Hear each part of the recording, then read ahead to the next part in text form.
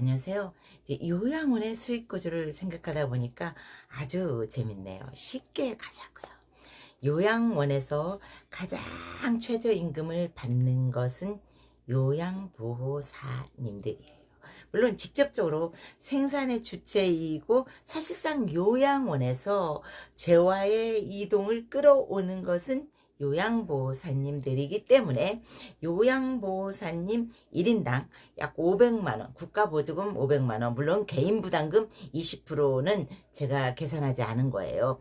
제가 지난번에 착각한 게 있는데 제가와 기관의 그 개인부담금을 착각을 했어요. 그러니까 제가는 12%고 16%인가 12%죠. 그리고 기관은 개인부담금이 20%예요. 거기다가 뭐 이런저런 잡비를 또 걷게 되는데 뭐 그런 건 고려하지 않기로 하고요. 기초생활수급자는 물론 공짜예요. 기초수급자는 기관이든 제가든 다 무료입니다. 하여간 그 요양원에서 돈을 벌어오는 주체 요양보호사 1인당 국가로부터 받을 수 있는 보조금을 제가 추정하건대 500만 원이라고 보고, 물론 개인으로부터 받는 돈은 외에 뭐 전기요금도 있을 것이고 이런저런 잡다한 부속품비도 있고 하니까 뭐 그런 소모품비로 그냥 버려두자고요. 그리고 또 계산상 착오가 있는 그런 부분도 있지 않겠어요. 그러니까 요양보호사 한 명당 500만 원이에요. 국가로부터 받는 돈이. 그리고 요양보호사가 받아가는 월급이 250만 원이에요. 그러면 250만 원씩 남겠죠. 제가 보니까 그 식당 이모들이 280에서 300, 많게는 320까지 받아요. 그리고 이제 복지사님, 그리고 NR 간호사 있죠. 제가 지난번에 MP 널스하고 그 NR하고 착각을 했어요. 그래서 NR이면 전문 간호사인 걸로 제가 착각을 했었는데 그게 아니고 NR은 아마 너스 라이센스, 그래서 NR은 기초 간호사일 거예요. 기초 간호사에 이제 간호보조사님들이 두 분이 계시죠. 보통 한 분이나 두 분이 계세요. NR 간호사, 즉 일반 간호사나 보조 간호사님이 있어요. 가정간호사님이, 제가 처음에 일했던 곳은 가정간호사님이었어요. 그분은 굉장히 인격자였어요. 굉장한 인격자였어요. 물론 알고 지내면 다 인격자라고 하겠죠. 갑질을 당하면 개뿔이다 이러면서. 그런데 이제 솔직히 제가 그 갑질을 당한 거는 NR 간호사였어요. 근데 MP하고 제가 헷갈려서 참 잘난 값 하려고 하는 거겠지, 그러고 싶겠지 이라고 했는데 나중에 생각해 뭐야, NR이면 너스 라이센스일 거 아니야. MP하고는 다르지. P는 이제 전문 간호사라는 것이니까 아마도 가정 간호사를 말할 건데 NR은 일반 간호사일 거예요.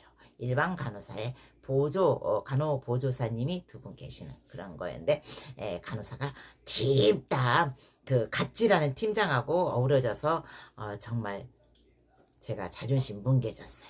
하여간 그 사람들의 임금을 1.5로 치자고요.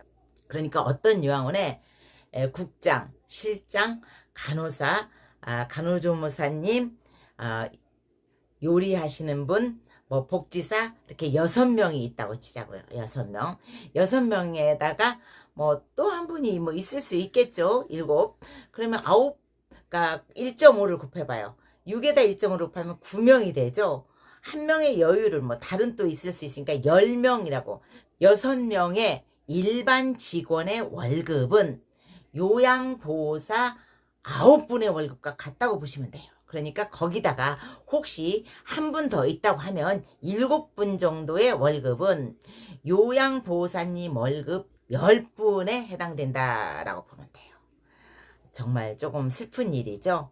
가장 전선에서 야근까지 정말 뜬 눈으로 지새면서 그 많은 기저귀들을 갈아치우고 정말 발바닥에 땀나고 온 몸에 땀이 송글송글 막 쭉쭉 떨어지도록 일을 하는데, 요양원에서는 가장 최저임금을 받는 밑바닥의 월급의 노동자다 생각하시면 된다는 게 조금 슬픈 일이지만 지금 이 시간은 그걸 잊어버리고요.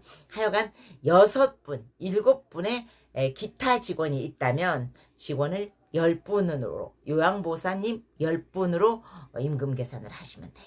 그래서 어떤 요양원에서 요양보호사님이 20분이라고 한다면 이 기타 직원의 10명분의 그 임금은 20분 중에 10명이 감당을 하고 나머지 10명분의 그 반절 국가지원금이 요양보호사 1인당 500만 원이라고 추정된다고 했잖아요. 그럼 500만 원의 그 국가지원금 중에 250만 원이 요양보호사님 월급으로 이제 나가고 250만 원씩 10분의 월급이 남아 있잖아요. 그것이 그 요양원의 잉여소득이다라고 생각하시면 돼요. 투자자가 아마 이득을 가져갈 수가 있겠죠. 대표님들이 보통 대표 월급도 받고 그 이득에 대해서도 월급 처리가 되는지 아니면 경비 처리가 되는지는 모르겠어요. 그럼 너는 전기세, 기타 등등 계산을 안 했잖아. 요양원에서 그런 거 안 나가냐? 기저귀값 안 나가? 이럴 수도 있겠죠. 그런데 아까 제가 뭐라고 그랬어요? 첫머리에 개인 부담금, 자부담이 20% 있잖아요. 그 자부담을 그 계산하지 말자고요. 기타 비용, 공용 비용, 뭐 기타 등등 그런 비용으로 계산하자고요. 손실 비용, 소모 비용. 그 20% 있잖아요. 그 20%는 현금이나 뭐 카드로 받겠죠. 그렇지만 금방 그때 수시로 요양원에 들어오는 수입이 되잖아요. 그것을 그 돈을 기타 등등의 비용으로 소모할 수 있다라고 본 거예요. 어르신들의 식비? 그거는 어르신들이 따로 내잖아요. 따로 내서 그 식비만큼 드시는 것이니까 계산할 거 없어요.